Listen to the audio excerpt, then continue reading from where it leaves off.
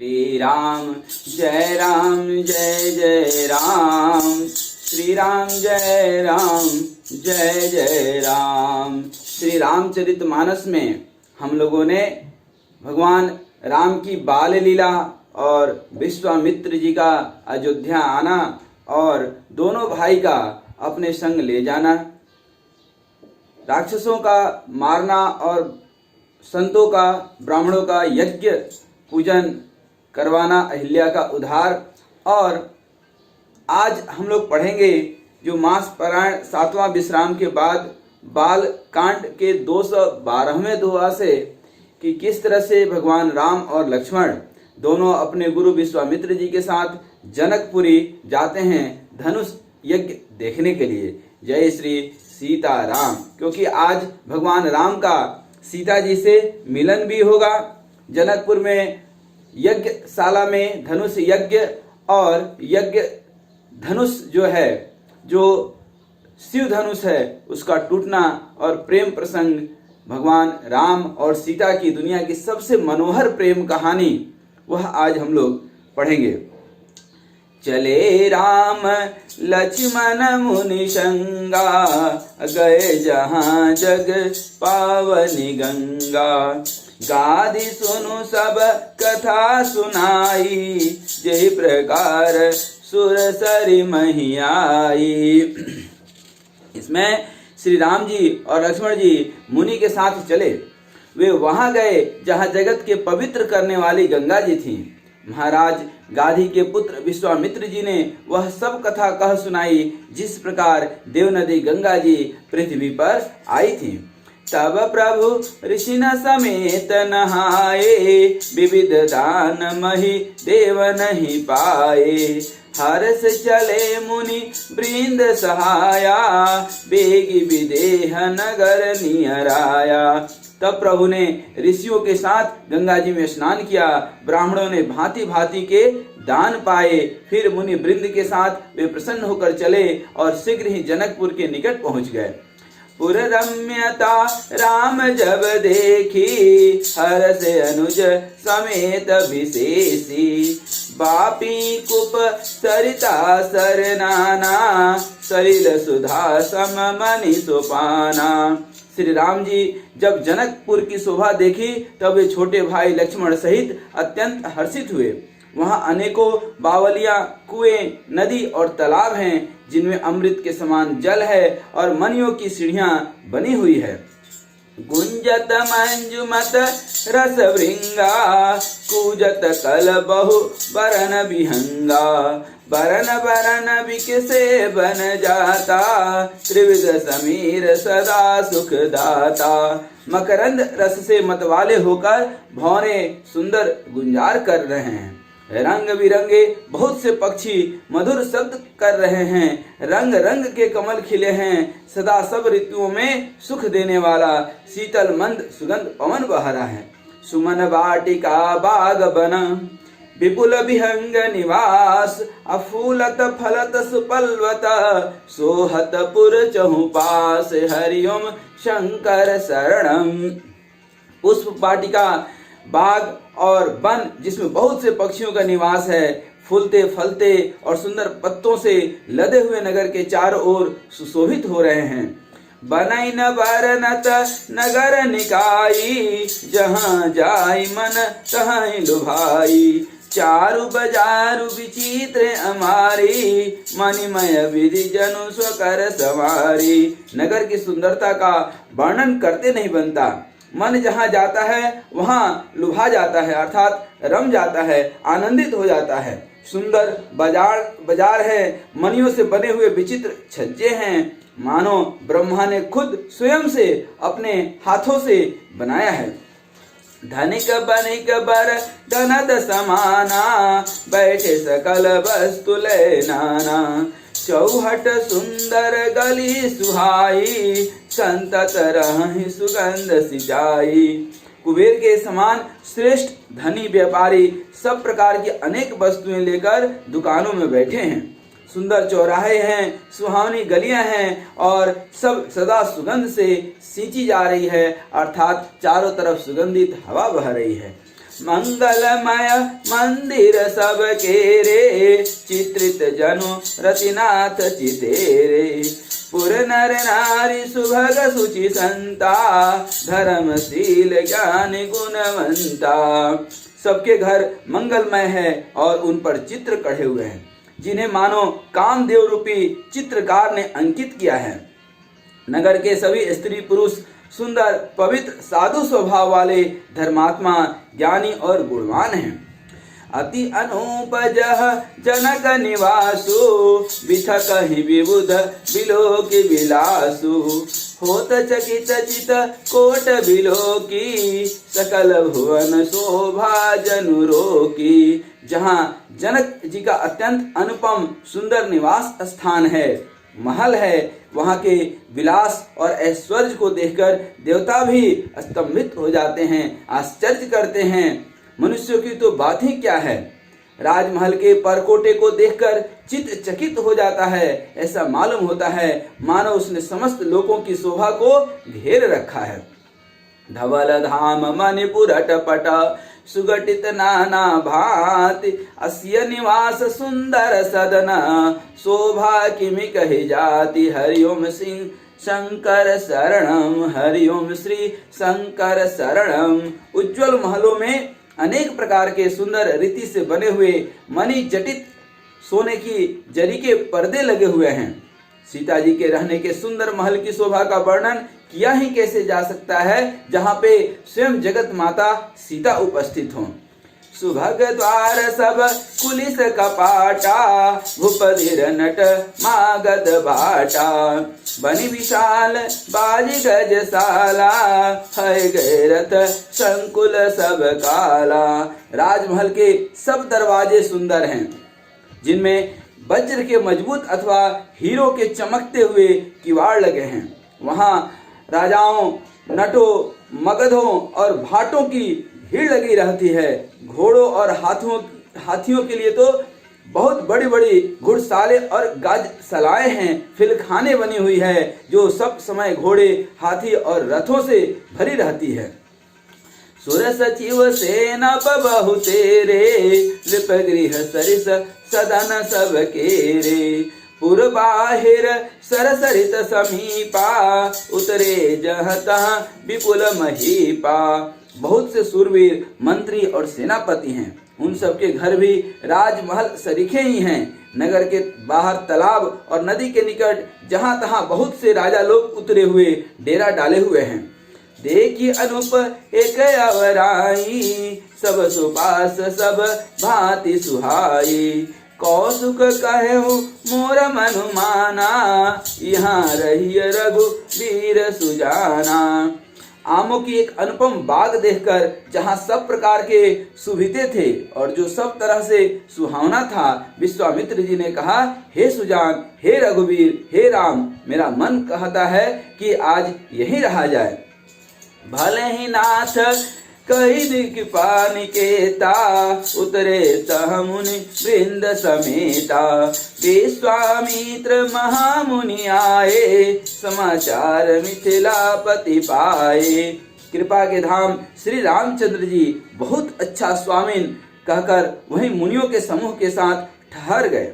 मिथिलापति जनक जी ने जब यह समाचार पाया कि महामुनि विश्वामित्र आए हैं, संग सचिव सुचि भूरि भट भूसुर बर गुर ज्ञाति। अचले मिलन मुनि नाय कहीं, मुदित राव यही भांति। हरिओम शंकर शरणम।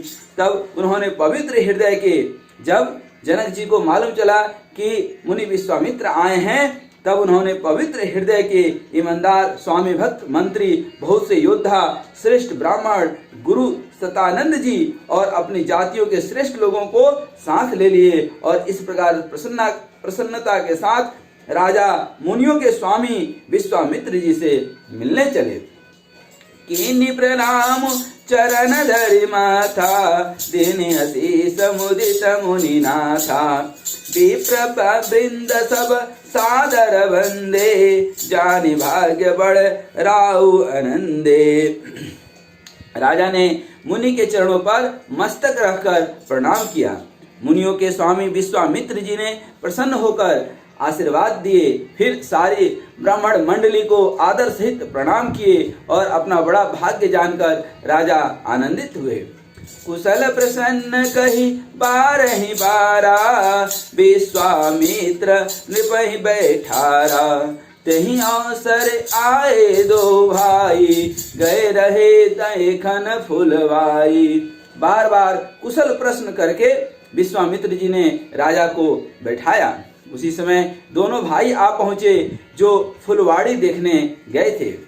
श्याम गौर मृदु बयस किशोरा, लोचन सुखद विश्वचित चोरा। उठे सकल जब रघुपति आए, विश्वामित्र निकट बैठाए। सुकुमार किशोर अवस्था वाले श्याम और गौर वर्ण के दोनों कुमार नेत्रों को सुख देने वाले और सारे विश्व के चित्त को चुराने वाले हैं। जब रघुनाथ जी आए तब सभी उनके रूप एवं तेज से प्रभावित होकर उठ खड़े हो गए। विश्वामित्र जी ने उनको अपने पास बैठा लिया। भय सब सुखी देखी दो भ्राता, बारी विलोचन पुलकित गाता। मूर्ति मधुर मनोहर देखी, भयउ विदेह विदेह विशेषी। दोनों भाइयों को देखकर सभी सुखी हुए। सबके नेत्रों में जल भर आया। आनंद और प्रेम के आंसू उमड़ पड़े और शरीर रोमांचित हो उठे। राम जी की मधुर मनोहर मूर्ति को देखकर विदेह जनक विशेष रूपी से विदेह देह की सुध बुध से रहित हो गए, अर्थात अपने स्वयं को भूल गए राम की दर्शन करके। प्रेम मगन मनुजान रिपु, करि विवेक उधर धीर। अबोले मुनि पद नाई सिरु, गद गद गिरा गंभीर। हरिओम शंकर शरणम। मन को प्रेम में मग्न जान राजा जनक ने विवेक का आश्रय लेकर धीरज धारण किया और मुनि के चरणों में सिर नवाकर गदगद और गंभीर वाणी से कहे। कहु नाथ सुंदर दो बालक, मुनि कुल तिलक के नृप कुल पालक। ब्रह्म जो निगम नेति कही गावा, उभय वेश धरी की सोई आवा। हे नाथ, कहिए ये दोनों सुंदर बालक मुनि कुल के आभूषण हैं या किसी राजवंश के पालक, अथवा जिसका वेदों ने नेति कहकर गान किया है, कहीं वह ब्रह्म तो युगल रूप धरकर नहीं आया है।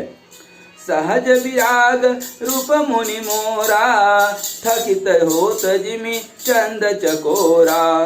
ताते प्रभु पूछौ सति भाऊ, कहु नाथ जनि करहु दुराऊ। मेरा मन जो स्वभाव से ही वैराग्य रूप धारण किया हुआ है, इन्हें देखकर इस तरह मुग्ध हो रहा है जैसे चंद्रमा को देखकर चकोर होता है। हे प्रभु, हे मुनि, इसलिए मैं आपसे सत्य भाव से निश्चल भाव से पूछता हूँ कि बताइए ये कौन है, इसमें कोई छिपाव मत कीजिए। इन्हीं बिलोकत अति अनुरागा, बरबस ब्रह्म सुखई मन त्यागा।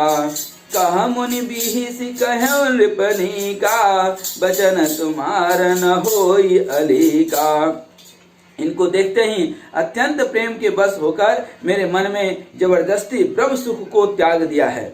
मुनि ने हंसकर कहा, हे राजन, आपने ठीक ही कहा, आपका वचन मिथ्या नहीं हो सकता। ये प्रिय सब ही जहाँ लगी प्राणी, मन मुस्काहि राम सुनि बानी। रघुकुल मणि दशरथ के जाए, मम हित लागी नरेश पठाए। जगत में जहाँ तक जितने भी प्राणी हैं, ये सभी को प्रिय हैं। मुनि की रहस्य भरी वाणी सुनकर श्री राम जी मन ही मन मुस्कुराने लगते हैं। हंस करके कहते हैं, मानो संकेत करते हैं कि रहस्य खोलिए।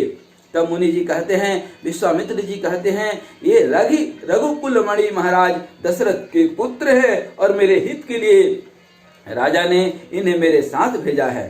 राम लखनु दो बंधु वर रूप सिल बल धाम, मम राख्यहु सबो साखी जगु जिते असुर संग्राम। जय श्री सीताराम। ये राम और लक्ष्मण दोनों श्रेष्ठ भाई रूप हैं, शील और बल के धाम हैं। सारा जगत इस बात का साक्षी है कि इन्होंने युद्ध में असुरों को जीतकर मेरे यज्ञ की रक्षा की है। मुनि तव चरण देखि कहराऊ, कहि न सकौ निज पुण्य प्रभाऊ। सुंदर श्याम गौर दो भ्राता, आनंद हूँ के आनंद दाता। राजा ने कहा, हे मुनि, आपके चरणों के दर्शन कर मैं अपना पुण्य प्रभाव कह नहीं सकता। ये सुंदर श्याम और गौर वर्ण के दोनों भाई आनंद को भी आनंद देने वाले हैं। इनके प्रीति परस पर पावनी, कही न जाय मन भाव सुहावनी। सुनहु नाथ कह मुदित विदेहु, ब्रह्म जीव इव सहज स्नेहु। इनकी आपस की प्रीति बड़ी पवित्र और सुहावनी है। वह मन को बहुत अच्छी लग रही है, पर वाणी से कही नहीं जा सकती।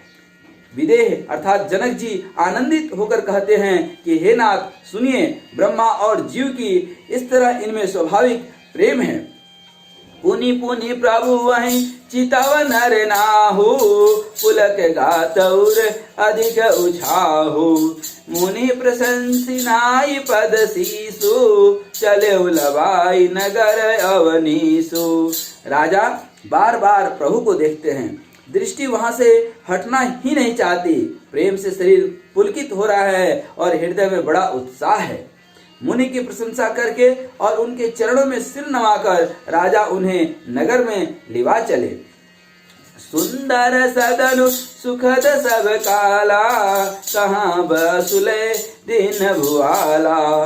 करि पूजा सब विधि सेवकाई, गयौ राव गृह विदा कराई। एक सुंदर महल जो सब समय सुखदायक था, सभी ऋतुओं में सुखदायक था, वहां राजा ने उन्हें ले जाकर ठहराया। तदनंतर सब प्रकार से पूजा और सेवा करके राजा विदा मांगकर अपने घर गए। ऋषय संग रघु बंस मणि, करि भोजनु विश्राम। अब बैठे प्रभु भ्राता सहित, दिवस रहा भरि जाम। हरिओम शंकर शरणम। रघुकुल के शिरोमणि प्रभु श्री रामचंद्र जी ऋषियों के साथ भोजन और विश्राम करके भाई लक्ष्मण से समेत बैठे। उस समय पहर भर दिन रह गया था।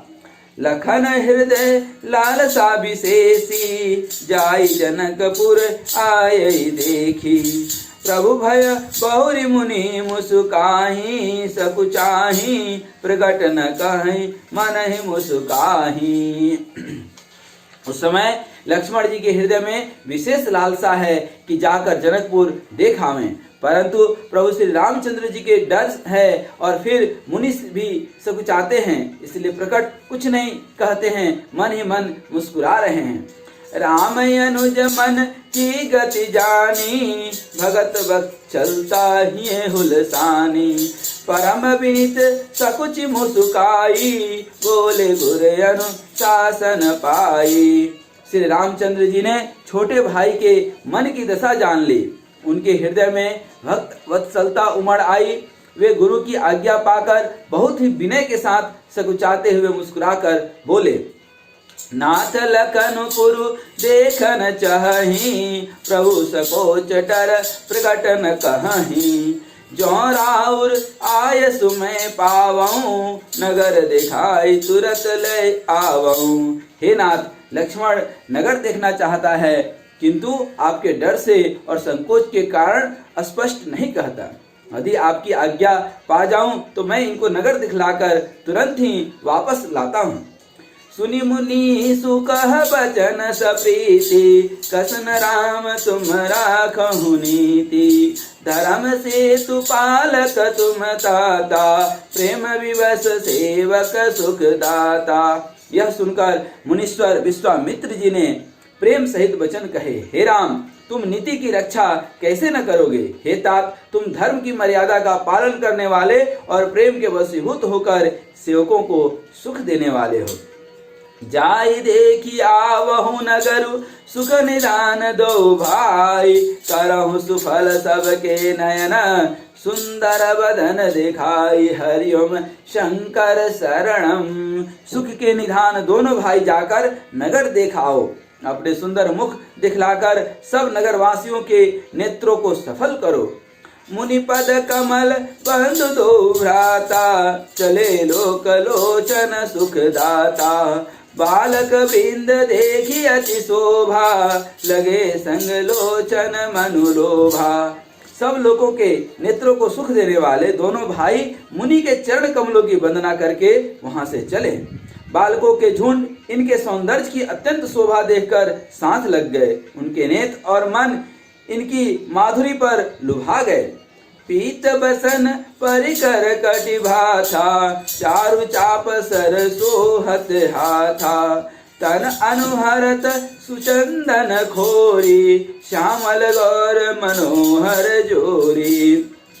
दोनों भाइयों के पीले रंग के वस्त्र हैं, कमर के दुपट्टों में तरकस बंद हैं, हाथों में सुंदर धनुष बाण और सुशोभित है। श्याम और गौर वर्ण के शरीरों के अनुकूल अर्थात जिस पर जिस रंग का चंदन अधिक हवे उस पर उसी रंग के सुंदर चंदन की खौर लगी है। सांवरे और गोरे रंगों की मनोहर जोड़ी है। के हरि कंधर बाहु विशाला, उरयति रुचिर नागमणि माला। सुभग सोन सर सिरुहलोचन, बदन मयंक ताप त्रय मोचन। सिंह के समान पुष्ट गर्दन, गले का पिछला भाग है, विशाल भुजाएं हैं, चौड़ी छाती, अत्यंत सुंदर गज मुक्ता की माला है। सुंदर लाल कमल के समान नेत्र हैं, तीनों तपों से छुड़ाने वाले चंद्रमा के समान मुख हैं। कानन ही कनक फूल छवि देहि, चितवत चितहि चोर जनु लेहि। चितवनि चारु भ्रिकुटि बर बाकी, तिलक रेख शोभा जनु चाकी। कानों में सोने के कर्ण फुल शोभा दे रहे हैं और देखते ही देखने वाले के चित्त को मानो चुरा लेते हैं। उनकी चितवन दृष्टि अर्थात दृष्टि बड़ी मनोहर है और भौवें तिरछी एवं सुंदर है। माथे पर तिलक की रेखाएं ऐसी सुंदर हैं कि समझिए कि शोभा पर मुहर लगा दी गई, मूर्तिमती शोभा पर मुहर लगा दी गई। रुचिर चौतने सुभग सिर, मेचक कुंचित केस। अनख सिख सुंदर बंधु दो, शोभा सकल सुदेश। हरिओम शंकर शरणम। सिर पर सुंदर चौकनी टोपियां दिए हैं, काले और घुंघराले बाल हैं। दोनों भाई नख से लेकर सिख तक अर्थात एड़ी से लेकर चोटी तक सुंदर हैं और सारी शोभा जैसी चाहिए वैसी ही है। देखन नगर भूप सुत आए, समाचार पुर बासी न पाए। जाए धाम काम सब त्यागी, मनहु रंक निधि लूटन लागी। जब पूर्ववासियों ने यह समाचार पाया कि दोनों राजकुमार नगर देखने के लिए आए हैं, तब वे सब घर बार और सब काम काज छोड़ करके ऐसे दौड़े मानो दरिद्र को धन मिल गया है, धन का खजाना लूटने दौड़ रहे हैं। निरखी सहज सुंदर दो भाई, होहि सुखी लोचन फल पाई। जुवती भवन झरोख नहीं लागी, निरखहि राम रूप अनुरागी। स्वभाव से ही सुंदर दोनों भाइयों को देखकर वे लोग नेत्रों का फल पाकर सुखी हो रहे हैं। युवती स्त्रियां घर के झरोखों से लगी हुई प्रेम सहित श्री रामचंद्र जी के रूप को देख रही हैं। कहाँ ही परस पर बचन सप्रीति, सखी न कोटि काम छवि जीती। सुर नर असुर नाग मुनि माही, शोभा यस कहीं सुनयति नाही। वे आपस में बड़े प्रेम से बातें कर रही हैं। हे सखी, इन्होंने करोड़ों कामदेवों की छवि को जीत लिया है। देवता, मनुष्य, असुर, नाग और मुनियों में ऐसी शोभा तो कहीं सुनने में भी नहीं आती है। विष्णु चारि भुज विधि मुख चारि, विकट वेश मुख पंच पुरारी। अपर देव अस को नयाहि, यह छवि सखी पट तरिय जाहि। भगवान विष्णु की 4 भुजाएं हैं, ब्रह्मा जी के 4 मुख हैं, शिव जी की विकट अर्थात भयानक वेश है और उनके 5 मुंह हैं। हे सखी, दूसरा देवता भी कोई ऐसा नहीं है जिसके साथ इस छवि की उपमा की जाए, बराबरी की जाए। भय किशोर सुषमा सदन, श्याम गौर सुख धाम। अंग अंग पर बारियहि, कोटि कोटि सतकाम। जय श्री राम। इनकी किशोर अवस्था है, ये सुंदरता के घर हैं, सांवले और गोरे रंग के तथा सुख के धाम हैं। इनके अंग अंग पर करोड़ों अरबों कामदेवों की छवि को निछावर कर देनी चाहिए। कहूँ सखी अस को तनुधारे, जो न मोह यह रूप निहारे। कोई सब प्रेम बोली मृदु बानी, जो मैं सुना सो सुनहु सयानी। हे सखी, कहो तो ऐसा कौन शरीरधारी होगा जो इस रूप को देखकर मोहित न हो जाए। अर्थात यह रूप जड़ चेतन सबको मोहित करने वाला है। कोई दूसरी सखी प्रेम सहित कोमल वाणी से कहती है, हे सयानी, मैंने जो सुना है उसे सुनो। ए तो दशरथ के ठोठा, बाल मराल नहीं के कल जोटा। मुनि कौशिक मख के रखवारे, जिन रन अजिर निशाचर मारे। ये दोनों राजकुमार महाराज दशरथ के पुत्र हैं। बाल राज हंसों का सुंदर जोड़ा है। ये मुनि विश्वामित्र के यज्ञ की रक्षा करने वाले हैं। इन्होंने युद्ध के मैदान में राक्षसों को, बहुत सारे राक्षसों को इन्होंने मारा है। श्याम गात कल कंज विलोचन, जो मारिच सुच मद मोचन। कौसल्या सुत सो सुख खानी, नाम राम धनुषायक पानी। जिनका श्याम शरीर और सुंदर कमल जैसे नेत्र हैं, जो मारिच और सुबाहु के मद को चूर करने वाले हैं और सुख की खान हैं, और जो हाथ में धनुष बाण लिए हुए हैं, वे कौशल्या जी के पुत्र हैं। इनका नाम राम है। गौर किशोर बेसुबर काछे, कर सर चाप राम के पाछे। लक्ष्मण नाम राम लघु भ्राता, सुन सखिता सुमित्रा माता।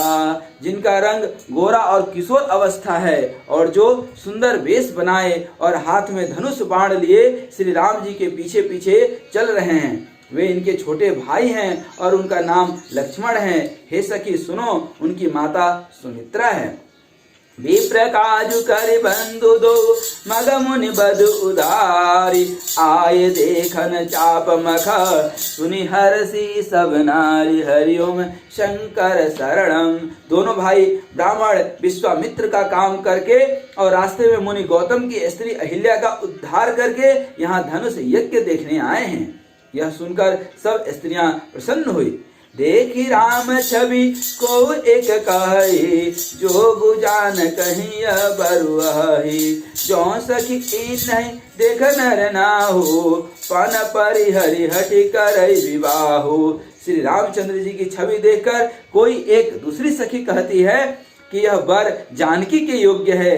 हे सखी, यदि कहीं राजा इन्हें देख ले तो प्रतिज्ञा छोड़कर हठ पूर्वक इन्हीं से विवाह कर दे, क्योंकि प्रतिज्ञा क्या है? शिव धनुष को तोड़ना। और यही धनुष यज्ञ देखने हमारे राम और लक्ष्मण वहां पहुंचे हैं, जहां पे सखियां इनकी दर्शन कर रही हैं।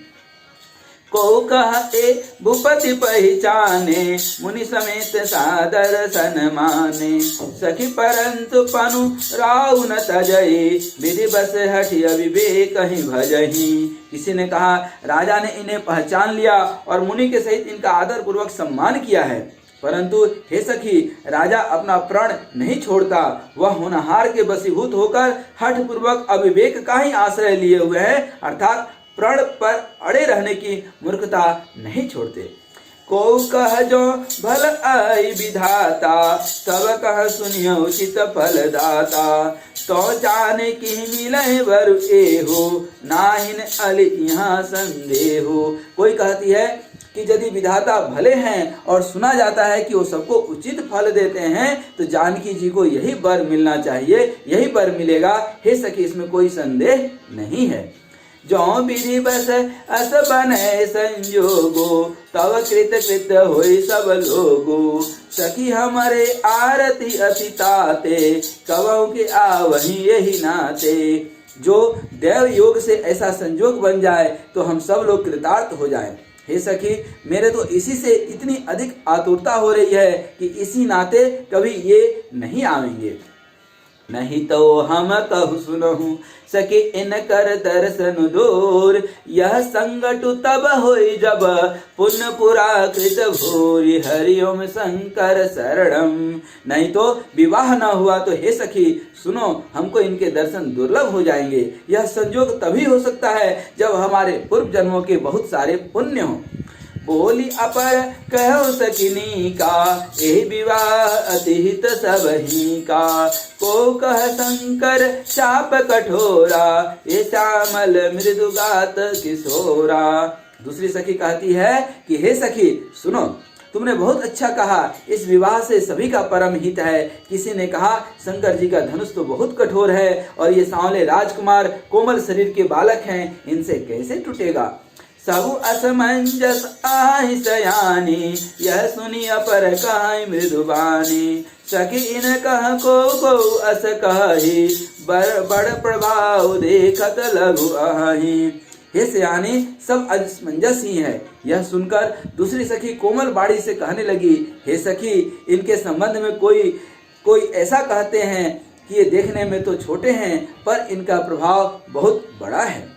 परसि जासु पद पंकज धूरी, तरिहिल्या कृदय भूरी। सो किराए बिनु शिव धनु तोरे, यह प्रतीति परिहरि न भोरे। जिनके चरण कमलों की धूलि का स्पर्श पाकर अहिल्या तर गई।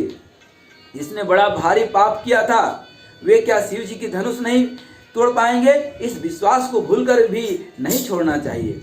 जेहि बिरंचि रचि सिय सवारी, तेहि श्यामल बरु रचयु विचारी। तासु वचन सुनि सब हरसानी, ऐसे ही हो कहूँ मृदुबानी।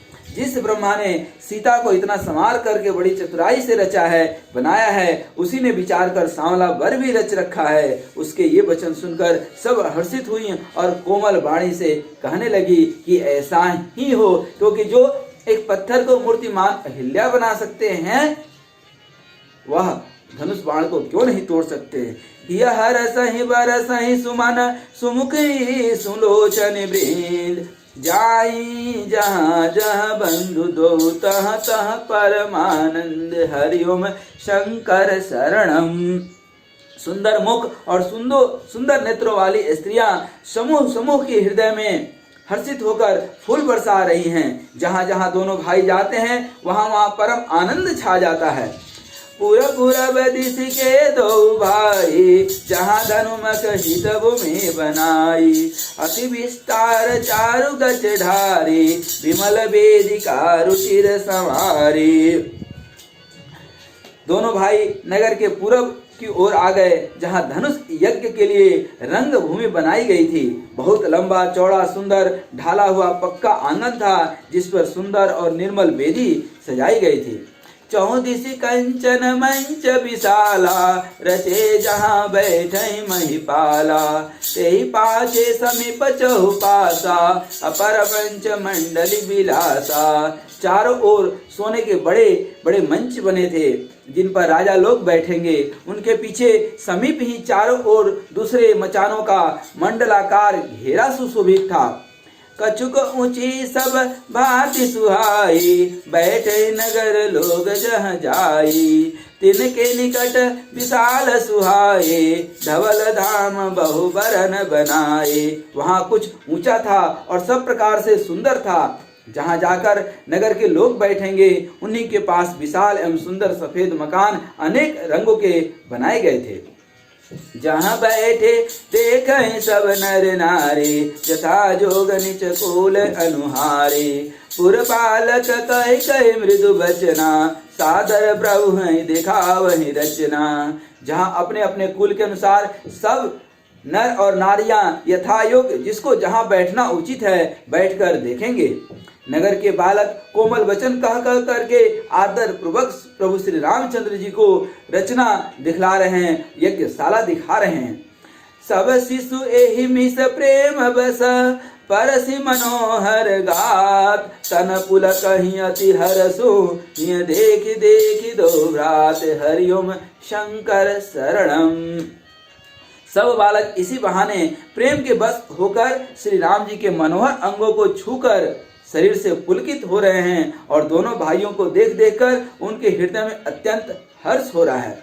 शिशु सब राम प्रेम बस जाने, प्रीति समेत निकेत बखाने, निज निज रुचि सब ले ही बुलाए, सहित स्नेह जाहि दो भाई। श्री रामचंद्र जी ने सब बालकों को प्रेम के बस जानकर यज्ञ भूमि के स्थानों की प्रेम पूर्वक प्रशंसा की। इसमें बालकों का उत्साह, आनंद और प्रेम और बढ़ गया, जिससे वे सब अपनी अपनी रुचि के अनुसार उन्हें बुला लेते हैं और प्रत्येक के बुलाने पर दोनों भाई प्रेम सहित उनके पास चले जाते हैं।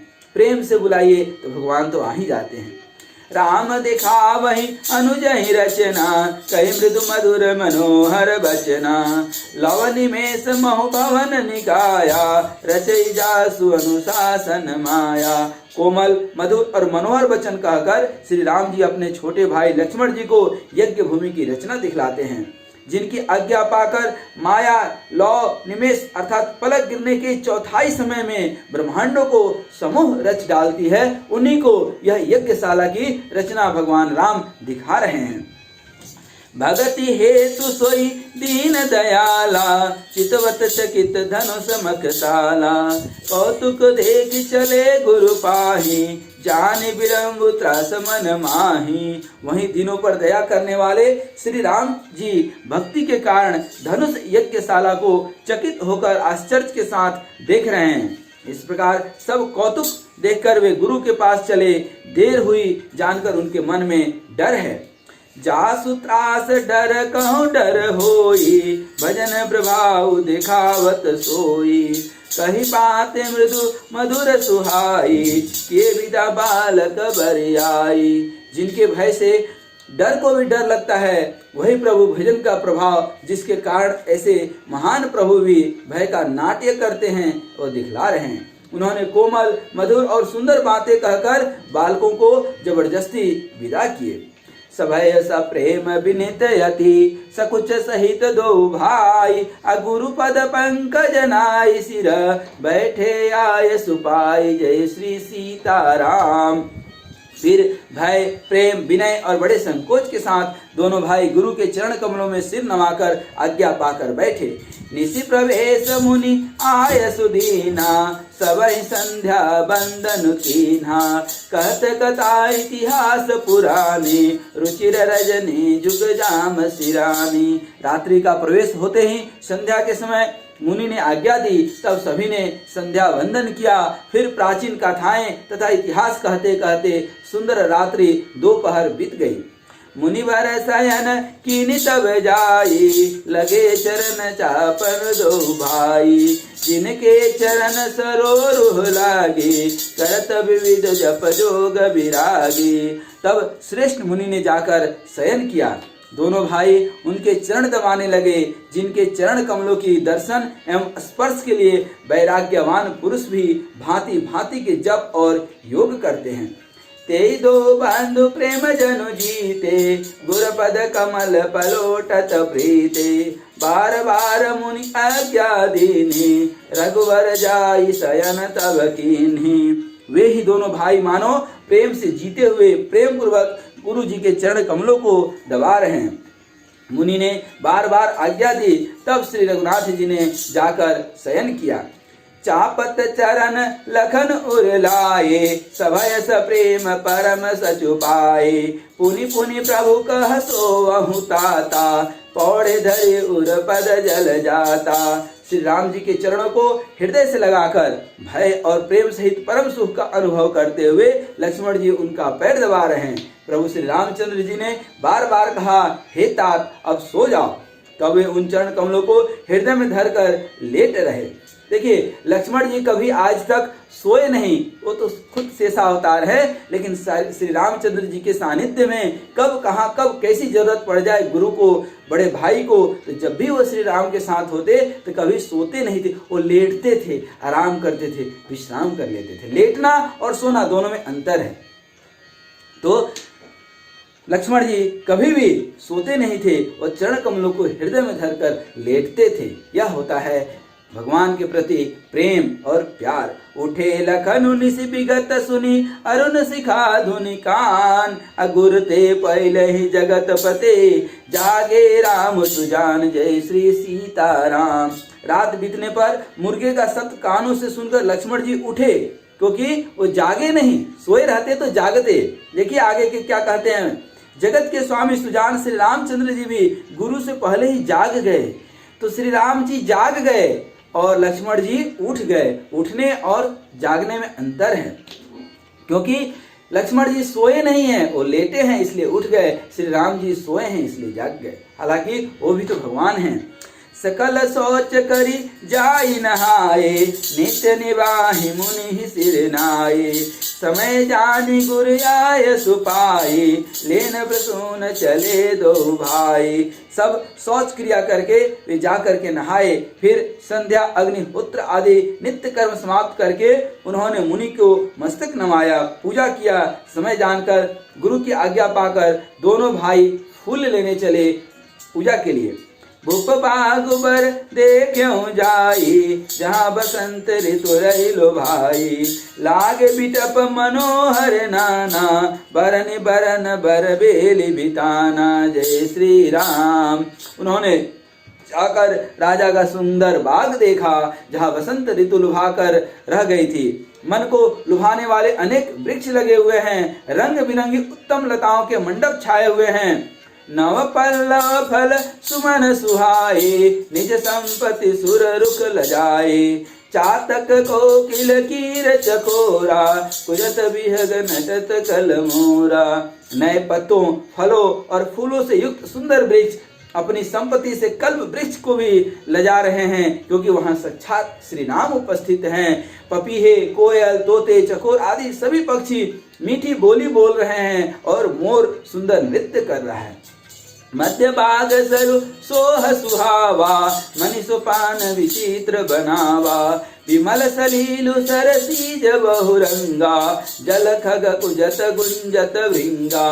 बाग के बीचों बीच सुहावना सरोवर सुशोभित हो रहा है, जिसमें मणियों की सीढ़ियां विचित्र ढंग से बनी हुई है। उसका जल निर्मल है, जिसमें अनेक रंगों के कमल खिले हुए हैं। जल के पक्षी कलरव कर रहे हैं और भ्रमर गुंजार कर रहे हैं। बागु तड़ागु बिलोकी प्रभु हर से बंधु समेत, अपरम रम्य राम यह जो राम ही सुख देते, हरिओम शंकर शरणम। बाग और सरोवर को देखकर प्रभु श्री रामचंद्र जी भाई लक्ष्मण सहित हर्षित हो रहे हैं। यह बाग वास्तव में परम रमणीय है, जो जगत को सुख देने वाले श्री रामचंद्र जी को भी सुख दे रहा है, जो जगत पिता हैं उनको सुख दे रहा है। चहुदिशि चितई पुछि मालिगन, लगे लेन दल फुल मुदित मन, तही अवसर सीता तह आए, गिरिजा पूजन जननी पठाई। ध्यान दीजिएगा, चारों ओर दृष्टि डालकर और मालियों से पूछकर वे प्रसन्न मन से, मालियों से पूछ करके, बिना पूछे पुष्प तोड़ना अच्छी बात नहीं है, तो मालियों से पूछकर वे प्रसन्न मन से पत्र पुष्प लेने लगे। उसी समय सीता जी वहां आई। माता ने उन्हें गिरिजा पार्वती जी की पूजा करने के लिए वहां फुलवारी में भेजा था। संग सखी सब सुबग सयानी, गावहि गीत मनोहर बानी, सर समीप गिरिजा गृह सोहा, बरन न जाई देखी मन मोहा। साथ में सब सुंदर और सयानी सखियां हैं, जो मनोहर वाणी से गीत गा रही हैं। सरोवर के पास गिरिजा जी का मंदिर सुशोभित है। तालाब के किनारे, सरोवर के किनारे मंदिर सुशोभित है, जिसका वर्णन नहीं किया जा सकता। देखकर मन मोहित हो जाता है। मज्जनु करी सर सखी रही समेता, गई मुदित मन गौरी निकेता, पूजा कीनी अधिक अनुरागा, निज अनुरूप सुभग बरु मांगा। सखियों सहित सरोवर में स्नान करके सीता जी प्रसन्न मन से गिरिजा जी के मंदिर में गई। उन्होंने बड़े प्रेम से पूजा की और अपने योग्य सुंदर वर मांगा। एक सखी सिय संग बिहाई, गई रही देखन फुलवाई, तेहि दो बंधु बिलो के जोई, प्रेम विवश सीता पहियाई। एक सखी सीता जी का साथ छोड़कर फुलवारी देखने चली गई। उसने जाकर दोनों भाइयों को देखा और प्रेम में विह्वल होकर वह सीता जी के पास चली आई। तासु दशा देख सखिन पुलक गात जलु नैन अकहु कारण निज हरस कर पूछई सब मृदुवैन हरिओम शंकर शरणम। सखियों ने उसकी दशा देखी कि उसका शरीर पुलकित है और नेत्रों में जल भरा है। सब कोमल वाणी से पूछने लगी कि अपनी प्रसन्नता का कारण तो बताओ। देखन बाग कुंवर दुइयाए भय किशोर सब बाति सुहाए श्याम गौर किमि कहूँ बखाने गिरा अनयन नयन बिनुबानी। उसने कहा, दो राजकुमार बाग देखने आए हैं, किशोर अवस्था के हैं और सब प्रकार से सुंदर है। वे सांवले और गोरे रंग के हैं। उनके सौंदर्य को मैं कैसे बखान कर कहूँ। बाणी बिना नेत्रों की है और नेत्रों की बाणी नहीं है, अर्थात शब्द में नेत्र नहीं है और नेत्र में शब्द नहीं है, अर्थात जो देखा वो बोल नहीं सकते हैं, शब्दों में वर्णन नहीं है उसका।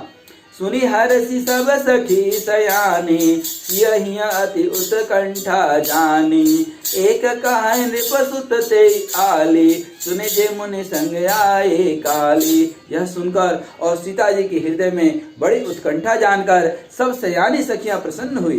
तब एक सखी कहने लगी, हे सखी, ये वही राजकुमार हैं जो सुना है कि कल विश्वामित्र मुनि के साथ आए हैं।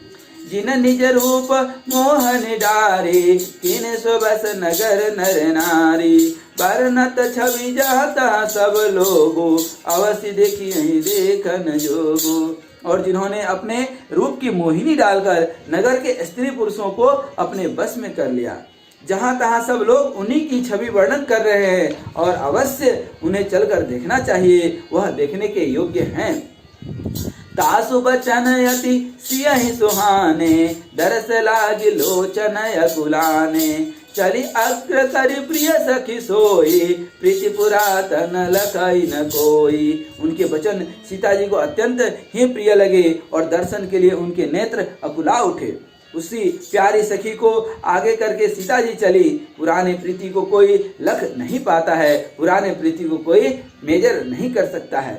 सुमिर सिय नारद बचन उपजी प्रीति पुनीत अचकित बिलोकति सकल दिशि तनु जिसि सुमृग सभीत हरिओम शंकर शरणम।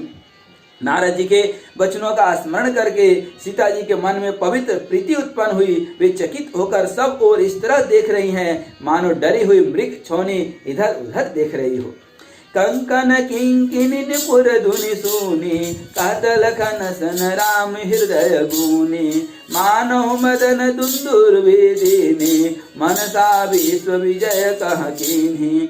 कंकड़ अर्थात हाथों के कड़े, करधनी और पायजेब के शब्द सुनकर श्री रामचंद्र जी हृदय में विचार कर लक्ष्मण से कहते हैं, यह ध्वनि ऐसी हो रही है, ऐसी ध्वनि आ रही है मानो कामदेव ने विश्व को जीतने का संकल्प करके डंके की चोट मारी है।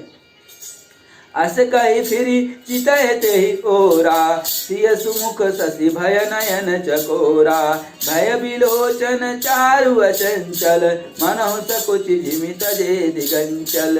ऐसा कहकर श्री राम जी ने फिर कर उस ओर देखा। श्री सीता जी के मुख रूपी चंद्रमा को निहारने के लिए उनके नेत्र चकोर बन गए, सुंदर नेत्र स्थिर हो गए, टकटकी लग गई। मानो निमि अर्थात जनक जी के पूर्वज ने जिनका सबकी पालकों में निवास माना गया है, लड़की दमाद के मिलन प्रसंग को देखना उचित नहीं है, इस भाव से सकुचाकर पलकें छोड़ दी, पलकों में रहना छोड़ दिया, जिससे पलकों का गिरना रुक गया। देख सिया शोभा सुख पावा हृदय सराहत बचन आवा जनु बिरंची सब निज निपुनाई बिरच विश्व कहाँ प्रगति दिखाई। सीता जी की शोभा देखकर श्री राम जी ने बड़ा सुख पाया। हृदय में वे उसके सराहना करते हैं किंतु मुख से वचन नहीं निकलती। वह शोभा ऐसी अनुपम है मानो ब्रह्मा ने अपनी सारी निपुणता को मूर्तिमान कर संसार को प्रकट करके दिखा दिया है।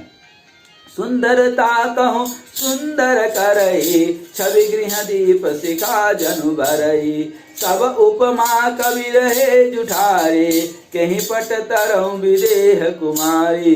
वह सीता जी की शोभा सुंदरता को भी सुंदर करने वाली है। वह ऐसी मालूम होती है मानो सुंदरता रूपी घर में दीपक की लौ चल रही है। अब तक सुंदरता रूपी भवन में अंधेरा था, वह भवन मानो सीता जी की सुंदरता रूपी दीप शिखा को पाकर जगमगा उठा है, पहले से भी अधिक सुंदर हो गया है। और सारी उपमाओं को तो कवियों ने जूठा कर रखा है। मैं जनक नंदिनी श्री सीता जी का किससे उपमा दूं, अर्थात वह अद्वितीय हैं, उनकी किसी से कोई तुलना ही नहीं है। सिय शोभा हिय बरनि प्रभु आपनि दशा विचारि, बोले सुचि मन अनुज सन बचन समय अनुहारी, हरिओम शंकर शरणम। इस प्रकार हृदय में सीता जी की शोभा का वर्णन करके और अपनी दशा को विचार कर प्रभु श्री रामचंद्र जी पवित्र मन से अपने छोटे भाई लक्ष्मण से समयानुकूल वचन बोले। तात जनक तने आयह सोई, धनुष जग जहि कारण होई, पूजन गौरी सखी लय आई, करत प्रकाश फिरई फुलवाई। हे तात, यह वही जनक जी की कन्या है जिसके लिए धनुष यज्ञ हो रहा है। सखियां इसे गौरी पूजन के लिए ले आई हैं, यह फुलवारी में प्रकाश करती हुई फिर रही हैं। जासु पिलो की अलौकिक शोभा, सहज पुनित मोर मनु शोभा, सो सब कारण जान विधाता, फरक ही सुबद अंग सुनु भ्राता। जिसकी अलौकिक सुंदरता देखकर स्वभाव से ही पवित्र मेरा मन क्षुब्ध हो गया है। यह सब कारण अथवा उसका सब कारण तो विधाता ही जाने, किंतु हे भाई सुनो, मेरे मंगलदायक अर्थात दाहिने अंग फड़क रहे हैं, कुछ शुभ होने वाला है। रघुवंशी न कर सहज सुभाओ, मनु कुपंथ पगु धरई न काऊ, मोहि अतिशय प्रतीति मन केरी, जहि सपने हूँ पर नारी न होही। रघुवंशियों का यह सहज स्वभाव है, जन्मगत स्वभाव है, तो उनका मन कभी कुमार्ग पर पैर नहीं रखता। मुझे तो अपने मन का अत्यंत ही विश्वास है कि जिसने जागृत की कौन कहे, स्वप्न में भी पराई स्त्री पर दृष्टि नहीं डाली है। जिनके लहै नरि पुरन पीठी, नहीं पावहि परतिय मनु ठीठी, मंगन लहै न जिनके नाही, ते नरवर थोरे जग माही। रण में शत्रु जिनकी पीठ नहीं देख पाते, अर्थात जो लड़ाई के मैदान से कभी भागते नहीं हैं, पराई स्त्रियां जिनके मन और दृष्टता को नहीं खींच पाती, और भिखारी जिनके यहाँ से नहीं पाते हैं, खाली हाथ मतलब नहीं लौटते हैं, ऐसे श्रेष्ठ पुरुष संसार में बहुत ही कम हैं।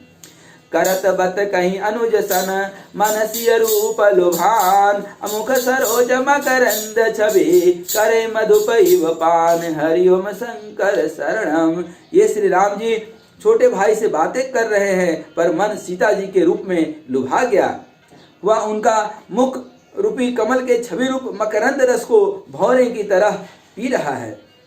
चितवती चकित चौदिसी सीता, कह गए नृप किशोर मनु चिंता, जहाँ बिलोक मृग सावक नैनी, जनु तह बरिस कमल सित सेनी। सीता जी चकित होकर चारों ओर देख रही हैं, मन इस बात की चिंता कर रहा है कि राजकुमार कहाँ चले गए। बाल मृग नैनी, मृग के छौने किसी आंखों वाली सीता जी जहाँ दृष्टि डालती वहां मानो श्वेत कमलों की कतार बरस रही है। लता ओट तब सखिन लखाए, श्यामल गौर किशोर सुहाए, देखी रूप लोचन ललचाने, हर से जनु निज निधि पहचाने। तब सखियों ने लता की ओट में सुंदर श्याम और गौर कुमारों को दिखलाया, अर्थात पेड़ों से जो छिप गए थे, लताओं से जो छिप गए थे, उन्हें दिखाया। उनके रूप को देखकर नेत्र ललचा उठे, वे ऐसे प्रसन्न हुए मानो उन्होंने अपना खजाना पहचान लिया। थके नयन रघुपति छवि देखे, पलक नहीं परिहर निमेषे, अधिक स्नेह ते भय भोरी, शरद शशि जनु चितव चकोरी। श्री रघुनाथ जी की छवि देखकर नेत्र थकित अर्थात निश्चल हो गए, पलकों का गिरना जो है रुक गया। अधिक स्नेह होने के कारण शरीर बेकाबू हो गया, मानो शरद ऋतु के चंद्रमा को चकोरी अर्थात बेसुध हुई दिख रही हो।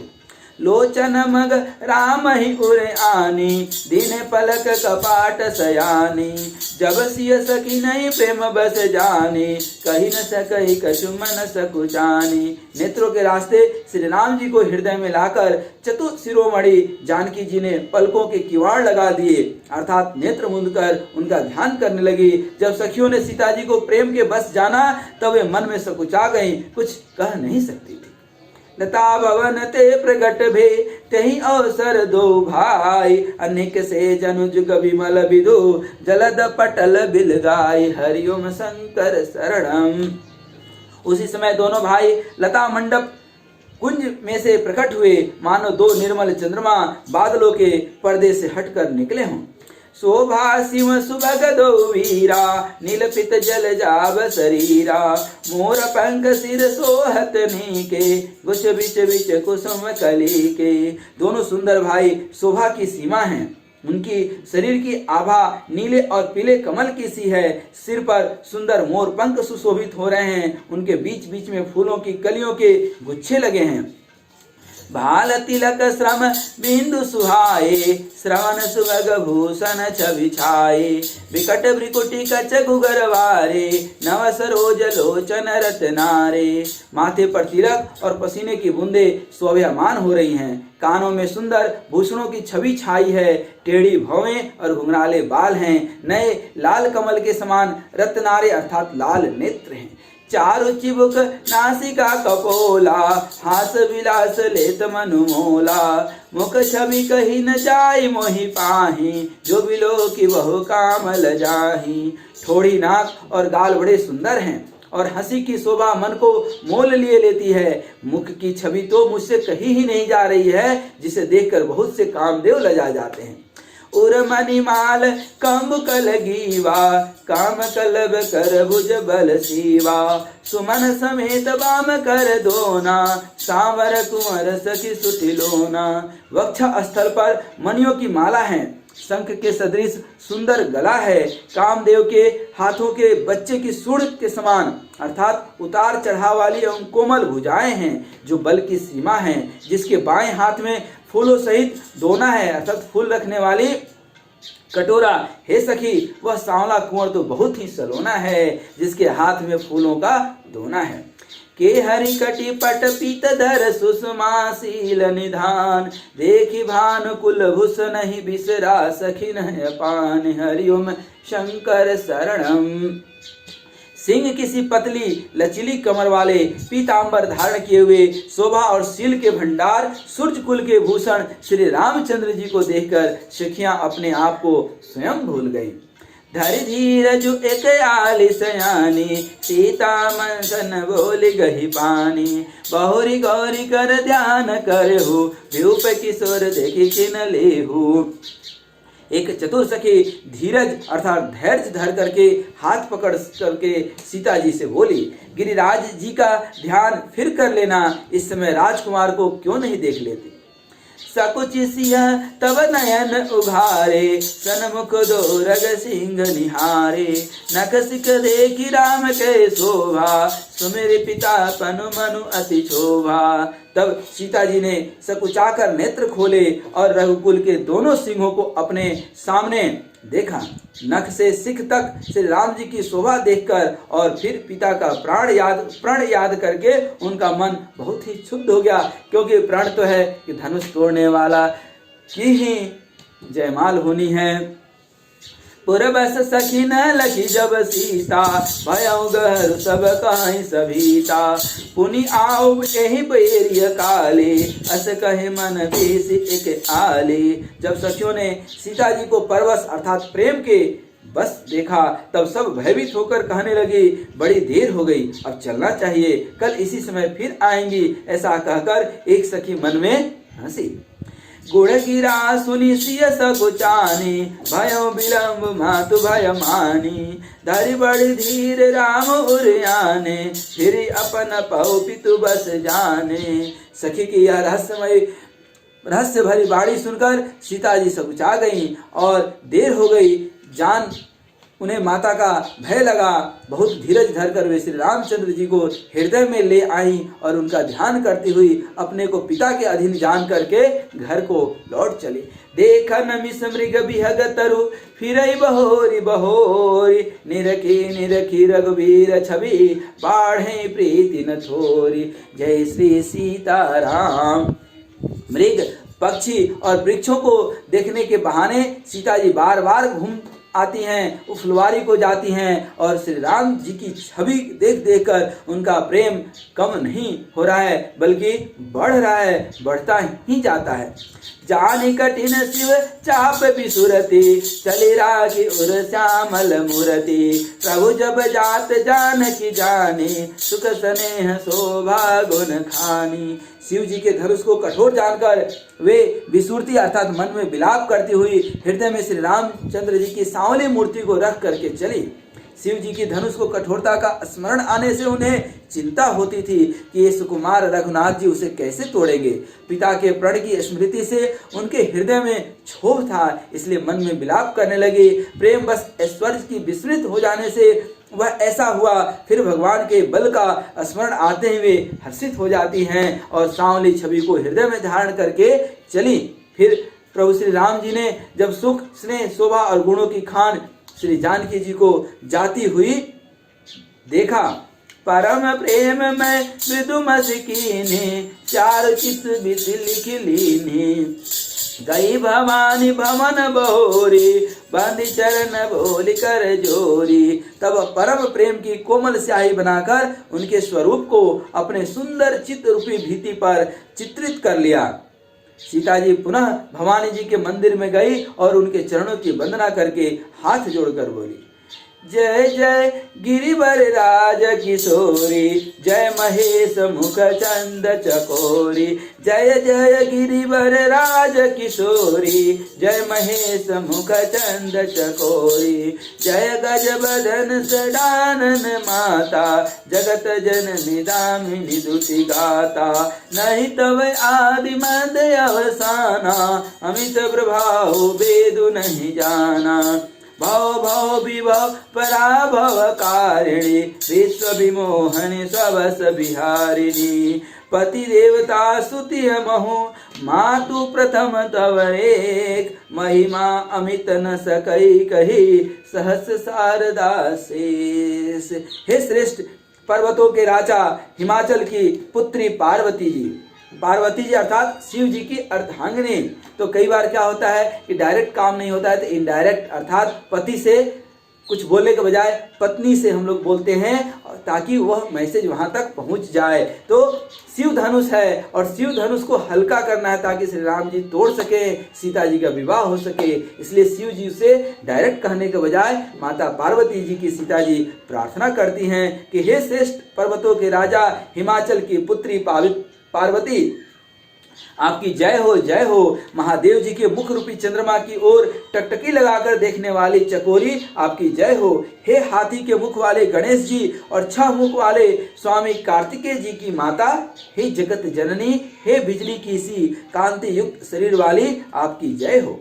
आपका न आदि है, न मध्य है, न अंत है। आपके असीम प्रभाव को वेद भी नहीं जानते हैं। आप संसार को उत्पन्न, पालन और नाश करने वाली हैं। विश्व को मोहित करने वाली और स्वतंत्र रूप से विहार करने वाली हैं। स्वतंत्र रूप से विहार करने वाली है। पति को इष्ट देव मानने वाली नारियों में हे माता, आपकी प्रथम गणना है। आपकी अपार महिमा को हजारों सरस्वती और शेष जी भी नहीं कह सकते हैं।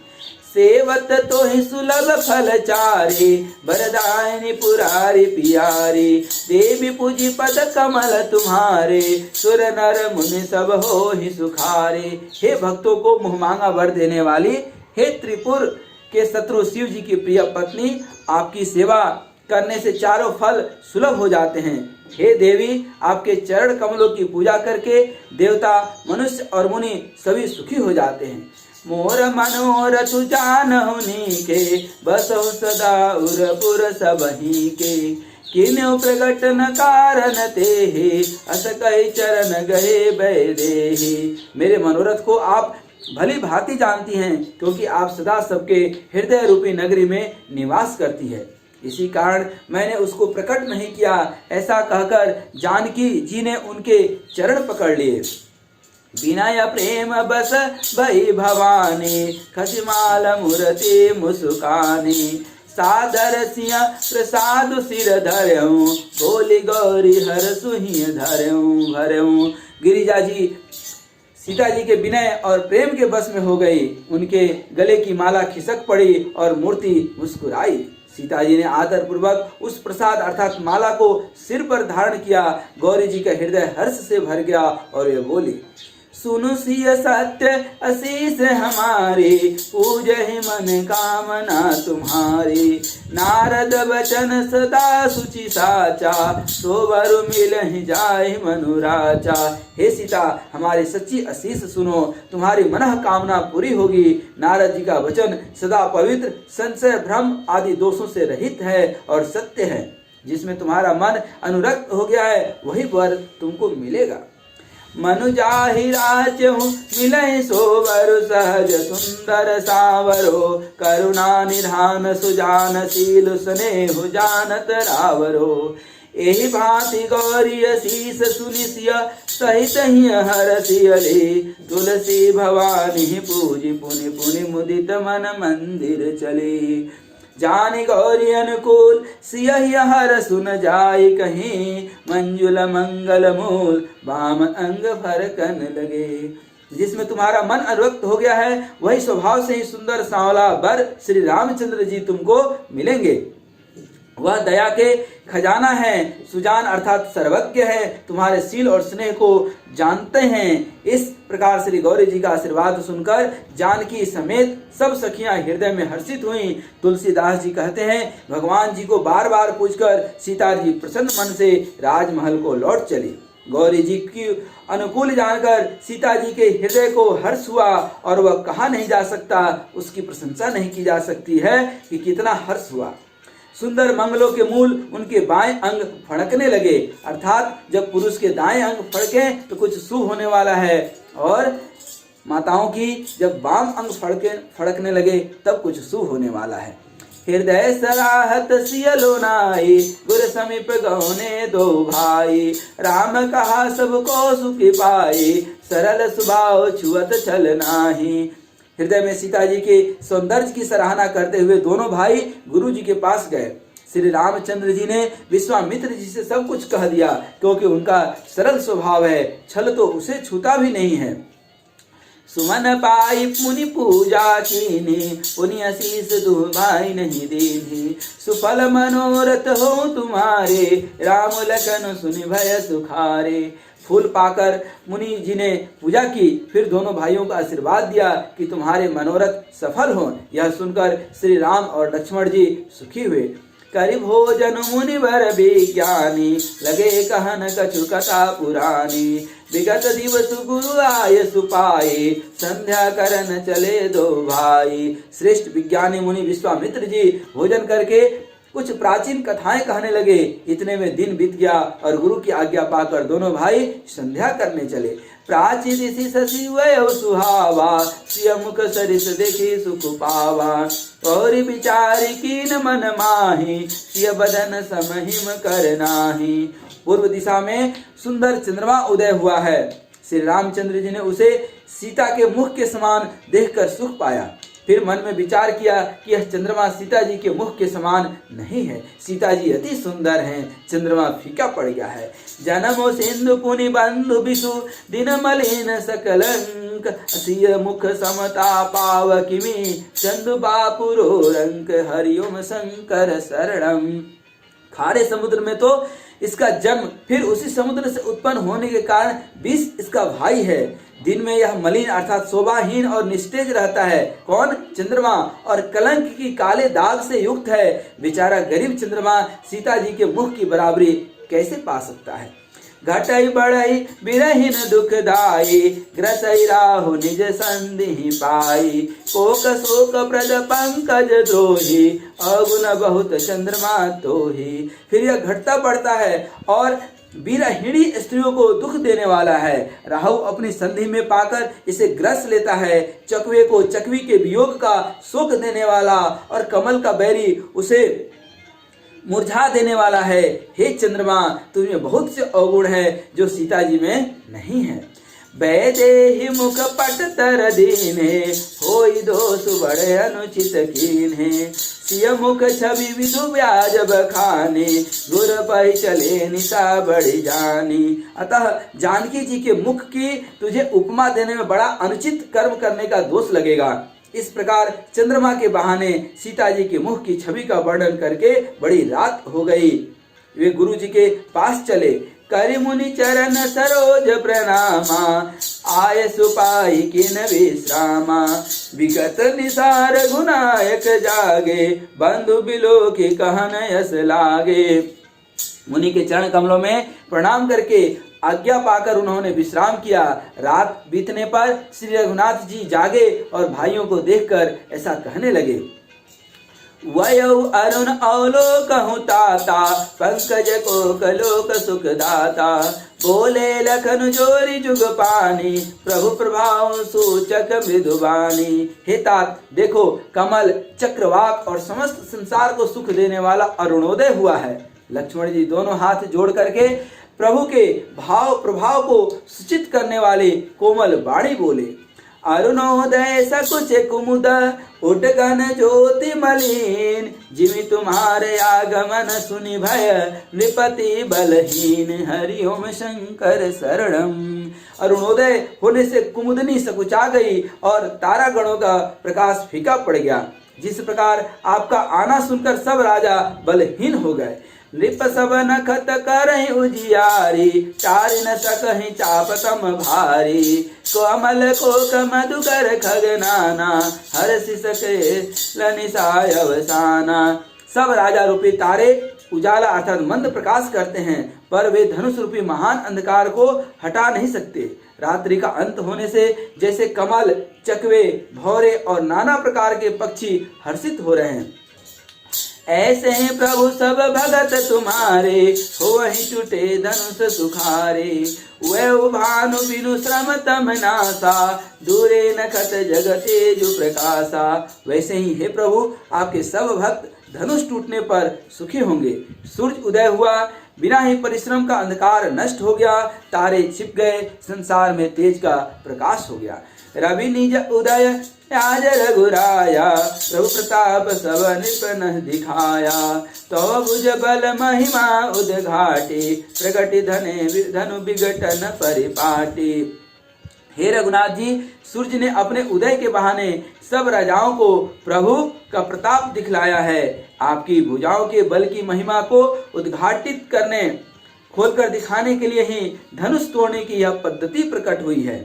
बंधु बचन सुनि प्रभु मुस्काने, होय सुचि सहज पुनित नहाने।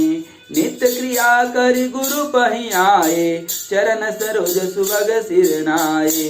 भाई के वचन सुनकर प्रभु मुस्कुराए। फिर स्वभाव से ही पवित्र श्री राम जी ने शौच से निवृत्त होकर स्नान किया और नित्य कर्म करके वे गुरु जी के पास आए। आकर उन्होंने गुरु जी के सुंदर चरण कमलों में सिर नवाया। सतानंदु तब जनक बुलाए, कौशिक मुनि पहि तुरत पठाए। जनक विनय तिन्ह आई सुनाए, हर से बोल लिए दो भाई। तब जनक जी ने सतानंद जी को बुलाया, जो उनके गुरु थे, पुरोहित थे, और उन्हें तुरंत ही विश्वामित्र मुनि के पास भेजा। उन्होंने आकर जनक जी की विनती सुनाई। विश्वामित्र जी हर्षित होकर दोनों भाइयों को बुलाए। सतानंद पद बंदी प्रभु, बैठे गुरु पहि जाई। चलहु तात मुनि कहूँ, तब पठवा जनक बुलाई। सतानंद जी के चरणों की वंदना करके प्रभु श्री रामचंद्र जी गुरु जी के पास जा बैठे। तब मुनि ने कहा, हे तात, चलो, जनक जी ने बुलावा भेजा है। जय श्री राम, जय श्री राम, जय श्री राम, जय श्री राम। हरिओम शंकर शरणम। आज हम लोग मास पारायण का 8वां विश्राम आज यहीं पे विश्राम करेंगे। और फिर जैसा कि आज हम लोगों ने सीता और राम का फुलवारी में अर्थात बगीचे में मिलना और जनक जी का विश्वामित्र से मिलना और उनका न्योता अर्थात विश्वामित्र जी का बुलावा, अब अगले पहर में हम लोग धनुष का तोड़ना और माता सीता के जयमाल प्रसंग का अध्ययन करेंगे।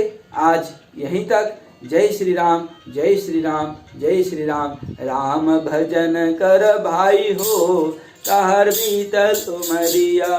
राम भजन कर भाई हो, कहर बीतल उमरिया। एक देहिया माटी के गोला, बूंद परत गली जाई हो। राम भजन कर भूख भाई हो। ये 2 अक्षर के राम नाम, जीवन के सब सुख शांति है इसमें समाये। भज मन राम चरण सुखदाई, भज मन राम चरण सुखदाई, भज मन राम चरण